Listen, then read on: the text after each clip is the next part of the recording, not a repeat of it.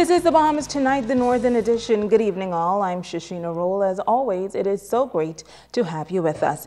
Topping news, another somber day here on Grand Bahama, as 5 of the 9 victims who died in that tragic plane crash a week ago began making the journey home today. The crash victims getting a grand send-off as a ceremonial procession was held throughout the streets of Grand Bahama. Joan Davis Roll has our top story. It was a somber occasion as family members, law enforcement and government officials gathered for the next leg of a tragic journey. A journey which began a week ago when a United States registered Learjet owned by the late Dr. Miles Monroe crashed on Grand Bahama, killing everyone on board. For 2 brothers who live on Grand Bahama, L. Kenny and Dr. Freeman Lockhart, the dreadful journey continued Monday morning when officials at Rescue Mortuary, where the bodies of the late Dr. Miles Monroe, his wife Ruth Ann, Pastor Richard Pinder and pilot Captain Stanley Thurston were prepared for their grand return back home to the nation's capital. They described the devastating scenario as surreal. The initial sting of death, they say, has left a void as they reflected on the life of their sister, Pastor Ruth Ann Monroe, the life partner of Dr. Miles Monroe for some 35 years. It was a real shock. You know, I was on the road at the time when on Sunday afternoon. So needless to say, it was a real shock when you hear news like this. The first thing you want is confirmation. Shocked and in disbelief when it was confirmed. It was very, very difficult. Ruth was, she was a very kind, very loving, very strong family person, caring. You know, you could ask her for anything, and if she could help, you could be assured that you will be helped. Once the bodies draped in Bahamian colors were loaded in the various hearse, a massive police-led procession followed. From Coral Road, it was on to Settlers Way and Yeager's Funeral Home on Queens Highway, where they were united with fallen co-pilot Captain Frank Con Cooper. Media mogul, BFM official and Dr. Miles Monroe protege Debbie Bartlett says, in death, Dr. Miles and those who perished have all unified this country's best. As we came in the motorcade, my heart leapt for joy because Rescue is working with Yeager. There is no competition. There's completion. Freeport News is working with ZNS News. The PLP and the FNL are working with all enthusiasm. The government has been on top of its game with efficiency, with compassion, with precision, with honoring the lives of everyone that really, by destiny, chose Freeport to memorialize this event, this sacrifice of life, forever and ever. As the bodies of Dr. Miles and Ruth Ann Monroe were lifted on board a Sky Bahamas aircraft, Bartlett called for the continued support and prayers for the children, 2 of whom have been left fatherless and motherless. I want to say that on behalf of the family, Pastor Sheena, Miles Jr., he is no longer Chiro, he is Miles Jr. If you hear them speak, you'll say, hey, hey, hey. If you hear Renor, in other words, they have reproduced themselves and their family.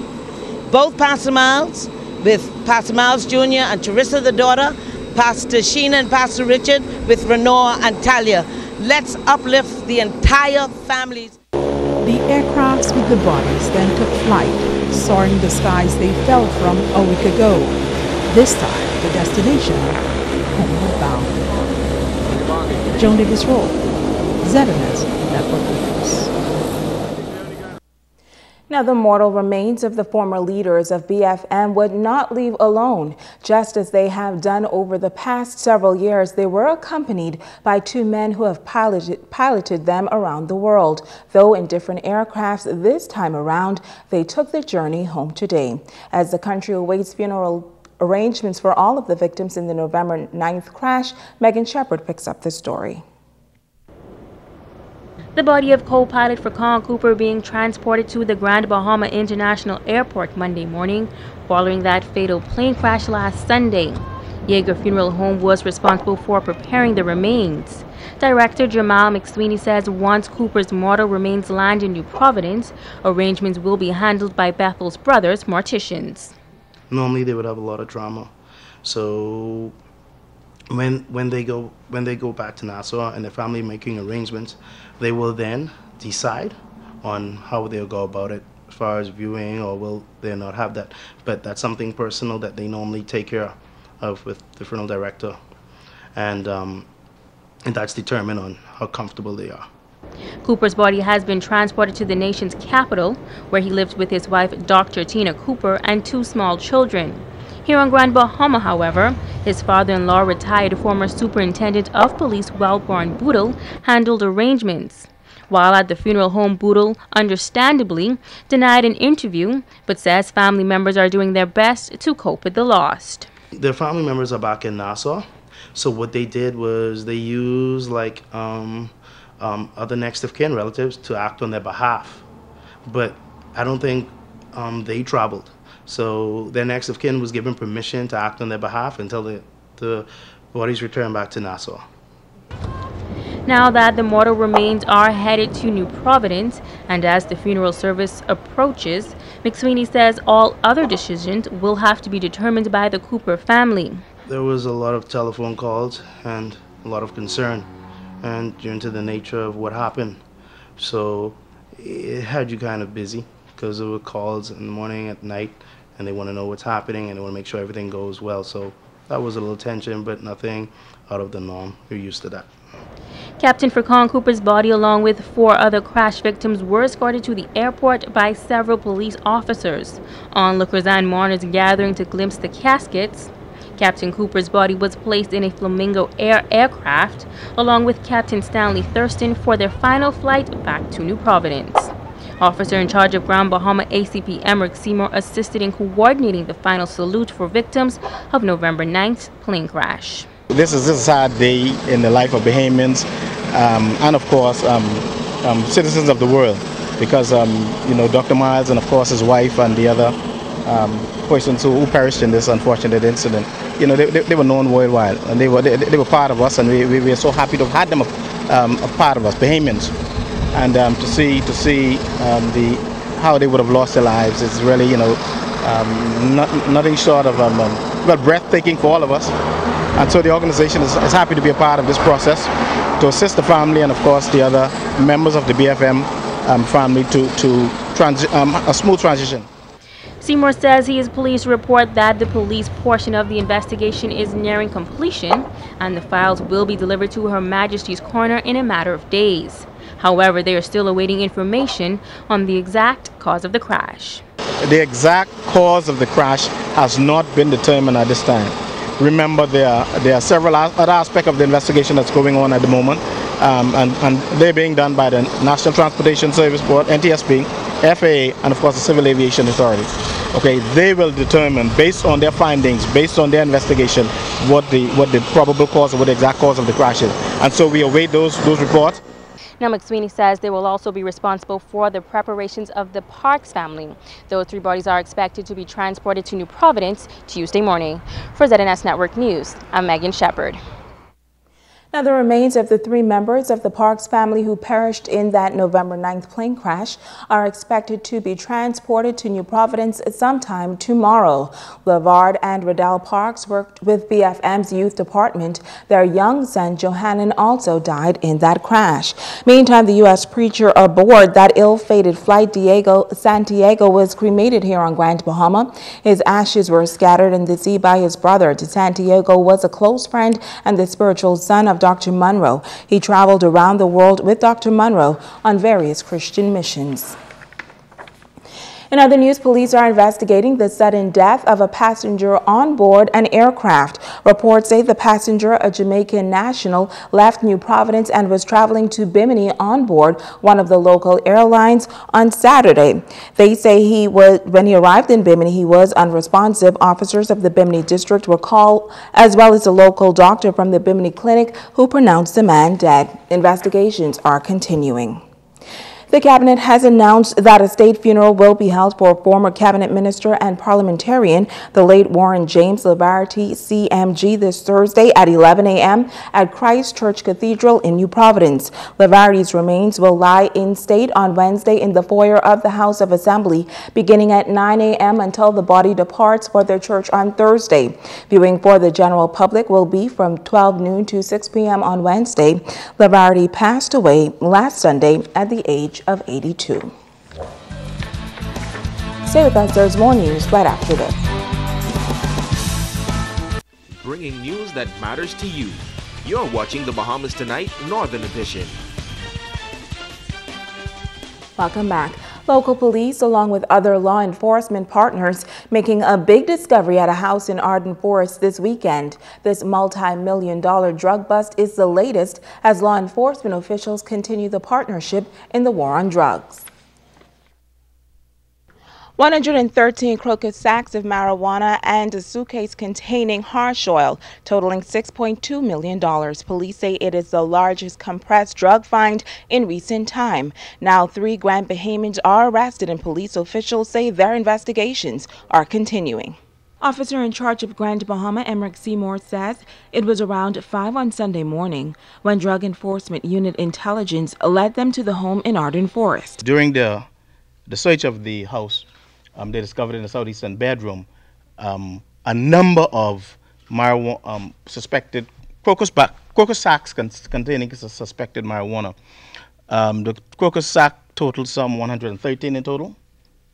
113 total of various weight, but the total combined weight of the discovery was 5,640 pounds. The top cop says the 5,640 pounds of marijuana has a street value of $5.6 million. But they also found a suitcase that contained 67 pounds of hash oil. Hash oil is considered the most potent of the main cannabis product because of its high level of psychoactive compound per its volume. Seymour says the value of the hash oil discovered is $607,500. This is by far one of the largest, arguably the largest compressed drug discovery we've had here in Grand Bahama. And of course, I want to commend the officers for a job well done. It lends to the fact that what we know all along, that our intelligence suggests to us, drug is traversing the island of Grand Bahama, as you would have heard in the case of other parts of the Bahamas. And of course, we are relentless in our efforts and our pursuit to really uncover these drugs and of course bring the perpetrators to justice. A 52-year-old resident along with 2 other persons were also arrested. But could more persons be involved in this latest find? The investigation is still open, and at the conclusion of the investigation, we will continue this investigation to see where it leads. But it's a possibility. Now, Seymour says the men who have been arrested will be flown to the nation's capital to be formally arraigned. As for the drugs, they will also be shipped to Nassau as part of evidence and then destroyed. Shashina Roll.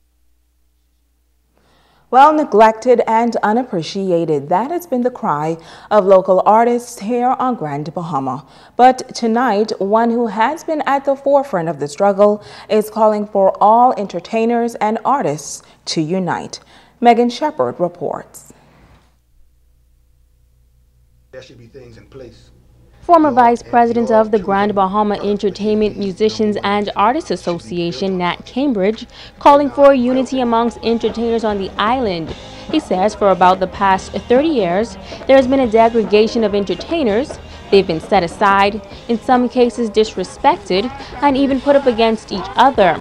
He says he believes artists need to play a more prominent role in the tourism product. We find that there is no significant or tangible legislation or policies coming out of the government or even in Freeport out of the Port Authority that helps to develop and build this industry. So we feel like us being or supposing to be a major component in the development of our culture and of our tourism product, we're not being allowed to or being asked to contribute. And in not being able to contribute, we're also not benefiting, and neither is the Grand Bahamian community or the government in terms of the revenue that it could generate through tourism and through culture. Now, Cambridge is calling for the re-establishment of the association so as all artists, musicians, and entertainers, no matter their platform, can come together as a united body to bring about change and standards in the industry. Because there's no established rate or there's no standards in the industry, then what you find is that individuals or companies or agencies will go to different bands and say, can you do it for this and can you do it for that? And then on top of that, then they would bring in artists of the same or even lesser caliber from other places in the Bahamas or in the world, as we've seen. And then they would put them out there, pay them 3 or 4 times what they pay the bands right here in Grand Bahama. So now what we have is a systematic dismantling of the entertainment industry through these types of practices. On Monday the 17th, he's calling for all interested persons, artists or not, to attend a meeting that will chart the way forward in the industry. We will discuss formalization of a new board of new board of directors and of any trustees that may need to be reinstated or replaced. From there, we'll also, like I say, get a sense of what the entertainers are feeling and where they think the industry should go. I have my opinions, but mine are of no consequence unless mine sit in sync with all the other entertainers. And so I invite everybody to come out and have their views heard and let us know where you want this industry to go. The meeting is set for 7 p.m. at the Pelican Bay Conference Hall. Megan Shepard, ZNS Network News. Well, it all started in 1964 when a group of young men came together with a deep interest in gospel music, and that is when Grand Bahama's leading gospel group was formed. Today, the Cooling Waters is celebrating its golden anniversary with a concert remembering the past, embracing the future. Meeting on an old porch in the 8 Mile Rock settlement, practicing and rehearsing for little singspirations. Out of that came a group called the Fabulous Cooling Waters.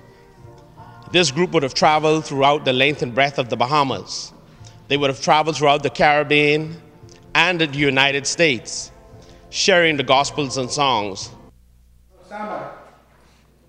Well, Dennis Preacher Hall calls himself the president of the Cooling Waters. He says over the past 50 years, the group has won the hearts of gospel lovers all around. And as a token of their appreciation, several supporters will be honored during their 50th anniversary concert. We had quite a few brothers that passed away, and we belong together. We are named up good Lucian Curry, O'Neill Gardner. We worked together for many long years. But the good Lord had seen fit to take them home. Been going on for 50 years, and like I said, the music that the Cooling Waters continue to present, it reminisces the original Cooling Waters. The age may have grown, but their style remains the same. Now, the concert will be held at Freeport Bible Church on November 30th, starting at 7 p.m. Stay with us. Sabrina Brown has a check on sports when we come back.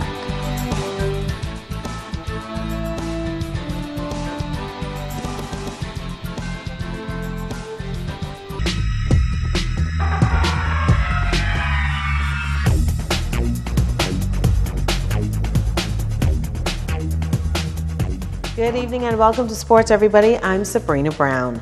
The Central American and Caribbean Games in full swing in Veracruz, Mexico with swimming. Grand Bahama's Joanna Evans won the first medal for the Bahamas in swimming with the silver in the 400-meter freestyle. Margaret Albury-Hiss was fourth in the 100-meter breaststroke. Ariel Weish seventh in the 50-meter breaststroke, backstroke that is. Matthew Lowe eighth in the 200-meter fly, and in the 1500-meter freestyle, won in 16 minutes 29.2 seconds. Ariana Vanderpool Wallace won her heat in the 50-meter butterfly in 26.97 seconds. The Churchill Knowles High School Softball League scores to pass on to you. Tabernacle Junior Boys defeated Lucaya International Bucks 12-2. Jack Hayward Jr. downed St. Paul's 11-8. Sister Mary Patricia Russell outscored 8 Mile Rock 7-1. Jack Hayward Senior Boys defeated Tabernacle 13-4. The Grand Bahama Amateur Softball Association Slow Pitch Division Championships continues tonight at the Grand Bahama Sports Complex. In the East Series, the Pats Uniform Reds leads the Kellys Pacesetters. The Coopers Destroyers leading the Immigration Enforcers 3-2 in the Co-Ed West Championship. Game time is 7 o'clock. Well, the countdown is on to the Tabernacle Falcons' 16th annual Thanksgiving Basketball Classic, set for November 26th through the 29th at the Jack Hayward Gymnasium. The nation's leader, Prime Minister Perry Christie, is expected to officially open the tournament with the motto, promoting tourism through sports. Playing in Pool A, Jefferson County High, Tennessee Southwest, DeKalb, Georgia, and St. George's Jaguars. In Pool B, Science Hill out of Tennessee, the Sunland Stingers, and Tucker High out of Georgia. In Pool C, Seymour High of Tennessee, the C.I. Gibson Rattlers, and the Jack Hayward Wildcats. Rounding out in Pool D, the 8 Mile Rock Blue Jays, Columbia High of Georgia, and the Tabernacle Falcons. And that's your check on sports.